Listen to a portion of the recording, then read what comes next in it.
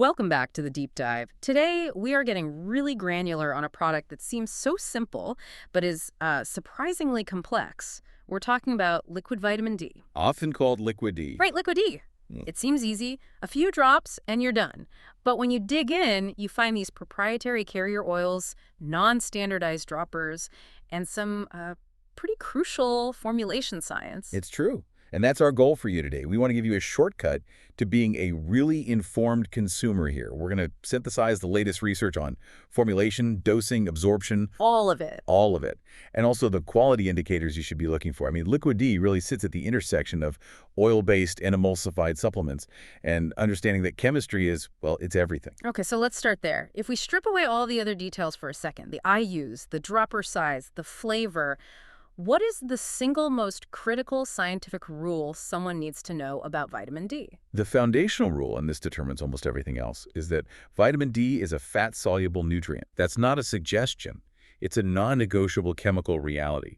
So its absorption in the gut is dramatically enhanced. We're talking 30 to 50% better when you take it with some dietary fat. So you take it on an empty stomach with just a glass of water. You are severely limiting its efficacy. You're leaving a lot of the benefit on the table. Which explains so much about how these products are made. If it needs fat, the supplement itself should probably provide it. Is that why we see carriers like MCT oil all the time? Exactly. The source material confirms it. Carriers like medium-chain triglyceride oil, MCT, or sometimes you'll see organic castor oil are used to create that necessary lipid matrix. A fatty environment. Yes. They keep the vitamin D molecule stable and ready for absorption. It's like pre-packaging the fat component right into the dose. But hold on, what about someone who is on a very low-fat diet for, say, a medical reason? Are they kind of sabotaging their own supplement, even with that little bit of oil? That is a really sharp question. And yes, potentially. If their overall diet is that restricted, the small amount of oil in the dropper might not be enough to trigger the full digestive process. So what should they do? For those individuals, talking to a clinician is paramount. They might need to look at specific micromotion formulas, or just make sure they take their drop with, a small handful of nuts or a spoonful of yogurt. The rule still holds. The drop needs fat to ride on. Okay, so that's the absorption science, but let's take a step back. Why liquid in the first place? Capsules are cheap, they're everywhere. Why bother with drops? It really comes down to two things: precision and flexibility. Okay. The drop-by-drop dosing gives you incredibly tight control. This is essential for a couple of key groups. First, infants and children, where a doctor might prescribe a dose as low as 400 IUs a day. A dose that's impossible to get from a standard capsule. Exactly. And second, for adults who are treating a deficiency with high doses, they might need to adjust from, say, 5,000 IU down to 2,000 IU over a few weeks. Liquid formats give you that clinical control. And just to be clear before we move on, we always hear about D2 versus D3. For these liquid supplements, is D3 still the one to look for? Generally, yes. The source material is clear that cholecalciferol, or vitamin D3, is more effective at raising and sustaining your blood levels of vitamin D compared to D2. So when you're evaluating a product, D3 is typically the more robust choice. All right, let's unpack the vehicles then. Because when you look at the shelf, you really see two main types of these liquid formulas, and they seem to be competing on different things. That's a perfect way to frame it. The first is the one we've been talking about, the oil-based liquid D. This is the traditional approach. The MCT oil one. Right. It uses a straightforward lipid carrier to keep the vitamin D stable and in solution. It's very predictable, very stable. It aligns perfectly with that fat-soluble requirement. But the trade-off seems obvious. The taste, the mouthfeel. I mean, oil tastes like oil. Precisely. That heavy lipid base means manufacturers have to work pretty hard on flavor masking to make it palatable, especially for kids. Which brings us to the newer stuff, the emulsified or water-compatible liquids. These sound like they're trying to solve that exact problem. Yes, the goal of these systems is really fascinating. They use specialized food-grade surfactants to break the vitamin D and the oil into microscopic droplets. So they mix better with water. Exactly. The idea is that these tiny droplets disperse much more readily in a watery environment, like your mouth or your stomach. This leads to a lighter, less oily feel. So if the oil-based one is like oil floating on water, the emulsified version is more like a stable vinaigrette dressing. Yeah, it's a great analogy.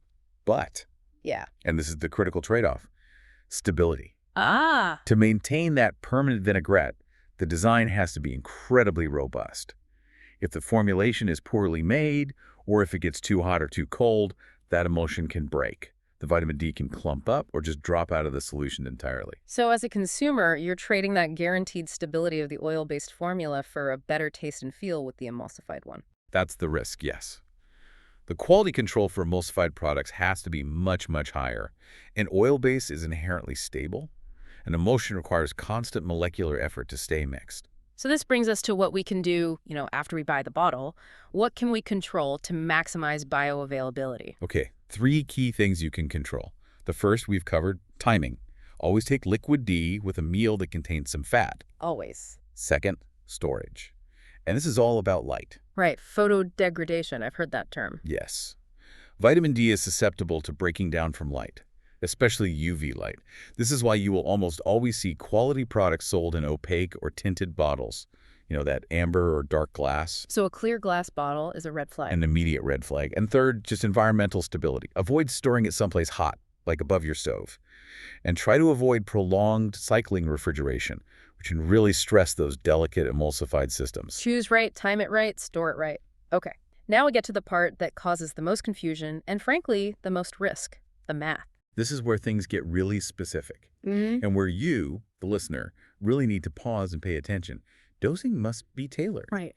We know the general range is 400 IU for infants, maybe 600 to 800 for adult maintenance. And up to 2,000 for older adults. But those numbers mean nothing if you can't actually hit them accurately every single day. Let's do the label math challenge, because this is a huge aha moment. Why can't I just assume that one drop is the same for every brand? Because a drop is not a standardized unit of measurement. It's not like a milliliter. A drop depends entirely on the physics of the dropper that the manufacturer provides. What do you mean, the physics? The diameter of the tip, the viscosity of the oil carrier, how much the little rubber bulb draws up. All these tiny things change the volume of that single drop. Can you walk us through a scenario? Okay, let's say a product label says 1,000 IU per milliliter. Okay. And you need to give your child the recommended 400 IU. Okay. You might assume your dropper give you 20 drops per milliliter. So you do the math, each drop is 50 IU. You give 8 drops. Perfect, 400 IU. Seems logical. But what if that company's dropper has a slightly wider tip and it actually only dispenses 15 drops per milliliter? Now suddenly, each drop is almost 67 IU. Oh. So if you still give those 8 drops, you're not giving 400 IU. You're giving over 530 IU. That's a 33% overdose right there, compounded over weeks and months. That matters. Wow, that's a huge difference, and it's based entirely on the little glass dropper, so the calculation is critical. IU per drop equals IU per ml divided by drops per ml. And if the bottle doesn't give you that drops per ml number, you are just guessing. And that's unacceptable, especially for clinical dosing. You have to look for a label that states the IU per drop, period. And this precision is so important because, unlike some other vitamins, you can get into real trouble with too much vitamin D. Let's talk about hypervitaminosis D. Absolutely. The main risk with excessive intake is hypercalcemia. That's dangerously high levels of calcium in your blood. Because vitamin D's job is to regulate calcium. Right. Too much D forces too much calcium into the bloodstream. And what are the warning signs people should look out for? It often shows up as just feeling awful. Nausea, vomiting, extreme weakness, maybe confusion, being incredibly thirsty, frequent urination.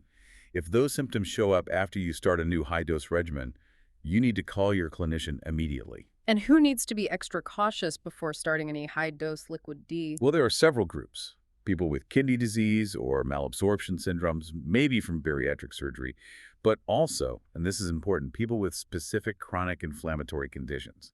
You're talking about granulomatous diseases. Can you explain why that makes vitamin D so tricky? Yes. So conditions like sarcoidosis cause the body to form these inflammatory masses called granulomas. The cells in these granulomas can actually produce the active form of vitamin D themselves. Outside of the normal process. Exactly. Outside of the kidneys, which is the body's normal control point. So if you start adding high external doses of vitamin D, you can completely bypass your body's own regulation, leading to a much higher risk of that hypercalcemia we just talked about. That is a crucial point, and really highlights why you need clinical guidance, which brings us perfectly to quality control. Since this is a supplement, how can you make sure the product you're buying is actually what it says it is? You need a checklist, and your number one priority on that list must be third-party verification. So we're looking for seals on the bottle. Yes. Look for certifications from trusted groups like USP, that's the United States Pharmacopoeia, NSF International, or informed choice. And what does that little seal actually guarantee me? It guarantees two things the manufacturer's claims can't: potency and purity. It confirms the bottle contains the amount of vitamin D the label says it does, no more, no less. And, critically, it confirms the product is free from harmful levels of contaminants, like heavy metals or pathogens. It is the highest level of assurance you can get. Okay, so beyond that seal, what else must be on the label? 4 must-haves.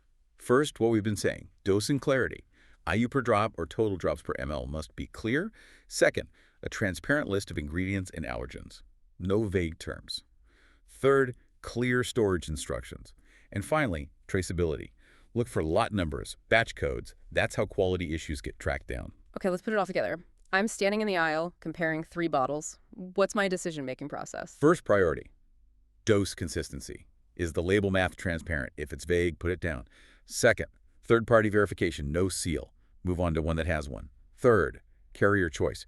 If you want maximum stability, an oil-based product is often the safer bet. If taste is everything, go emulsified, but make sure that brand has that third-party seal.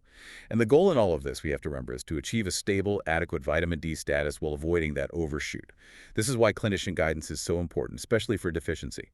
The gold standard is checking your blood levels, your 25-OHD before you start, and then rechecking 8 to 12 weeks later. This has been incredibly insightful. So to recap for everyone listening, D is fat-soluble. Always take it with fat.